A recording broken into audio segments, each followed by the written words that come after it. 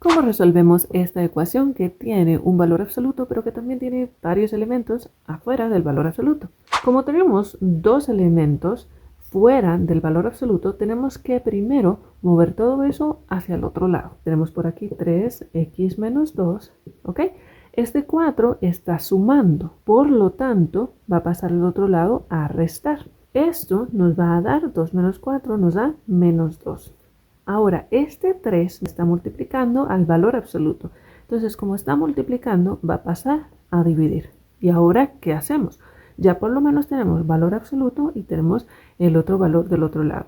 En teoría, ya podemos empezar a resolver esta ecuación. Pero antes de resolverla, siempre nos vamos a fijar en el número de acá.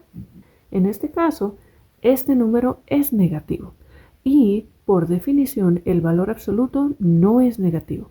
El valor absoluto siempre va a ser algo positivo porque es la distancia de un número al cero. Entonces siempre va a ser positivo. Entonces, como aquí tenemos valor absoluto es igual a algo negativo, entonces vamos a poner que no tiene solución.